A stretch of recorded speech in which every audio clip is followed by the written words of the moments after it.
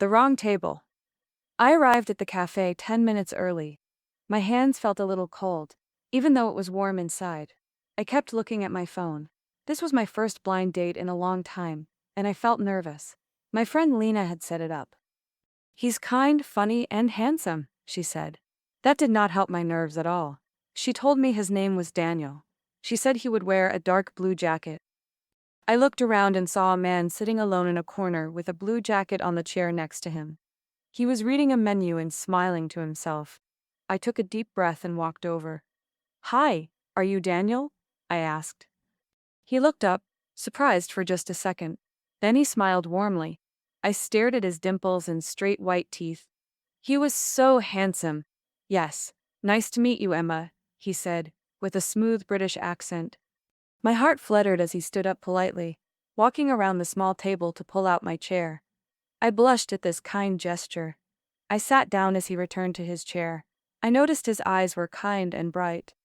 His hair was a little messy, like he had run his hand through it too many times. I felt shy but also excited to get to know him. We ordered coffee. I chose a latte, he chose black coffee. After that, we decided to share a piece of chocolate cake. It looked rich and soft, and I was very happy we ordered it, because it was delicious. At first, the conversation felt a little awkward. I talked about my job at the bookstore. He listened carefully and asked good questions. "Do you like your work?" he asked. "Yes," I said. "I like helping people find the right book. It makes me happy." He smiled. "That's a beautiful thing." Then he talked about his life.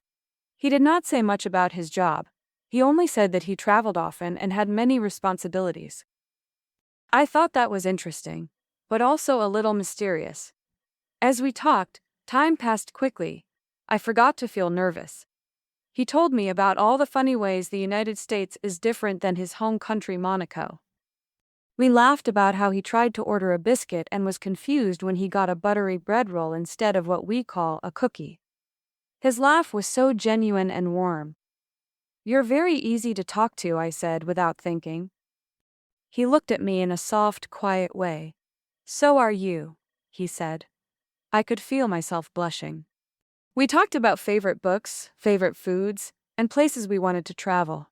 He said he loved calm places near the sea. I said I loved old cities with small streets and hidden cafes. After a while, I noticed people watching us. At first I thought it was just my imagination. Then I noticed two men standing near the door. They were dressed in suits and looked serious. They kept looking at the man sitting across from me. I felt a little uneasy. "Do you know those men?" I asked quietly. He glanced at them and sighed softly. "Yes," he said. Before I could ask more, one of the men walked over. "Your Highness," he said gently, "we have been looking everywhere for you." My heart stopped. "You're... what?" I whispered. The man across from me closed his eyes for a moment. Then he looked at me again. "I'm so sorry," he said. "I should explain. I'm a prince," he said quietly, "from a small European country. I came here alone to meet a woman about a project I am working on. I wanted to feel normal for just one evening." I stared at him. A prince. A real prince. And I was eating cake with him. I looked around. People were beginning to whisper and stare. "I thought you were Daniel," I said weakly. He gave a small, sad smile. "I am. That is my first name. I just didn't tell you the rest." Suddenly, everything made sense. His calm confidence, the way the staff had quietly watched him, the serious men at the door. I felt embarrassed, confused, and strangely disappointed all at the same time. "I'm so sorry," I said quickly. "I sat at the wrong table. I thought you were my blind date. His name is Daniel. He said he was wearing a blue jacket. And you were just so wonderful." For a moment, he looked shocked. Then he laughed. A real laugh, full and warm. "I'm sorry. I thought you were sent by my friend to help me write my memoir. She told me she would send her assistant to meet me. I was surprised that you were so friendly and amazing as well," he said. I laughed too, even though my heart was still racing. "I guess we were both mistaken," I said. "And what a wonderful mistake," he said, smiling his handsome smile. I blushed again. The two men near the door cleared their throats gently. The prince looked at the cake between us, now almost finished. I apologize for all this confusion, he said, but I must leave now. I nodded, suddenly feeling sad, though I wasn't sure why. It was nice to meet you, Your Highness.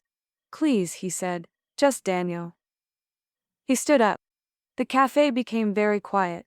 People watched as he put on his jacket. Then he did something unexpected. He reached his hand out to me. I took his hand and stood up. He lifted my hand to his lips, kissing it softly. It was a pleasure to meet you, he said softly, his warm eyes sparkling. My heart beat fast, and I blushed even more. Then he reached into his pocket and took out a small card. On it was a simple phone number.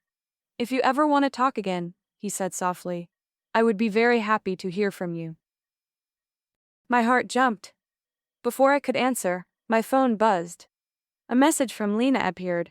Daniel says he has to reschedule. He has a flat tire, our message read. I looked up quickly, but the prince was already walking toward the door with the two men. Just before he left, he turned and looked back at me one last time. He smiled, and I smiled back.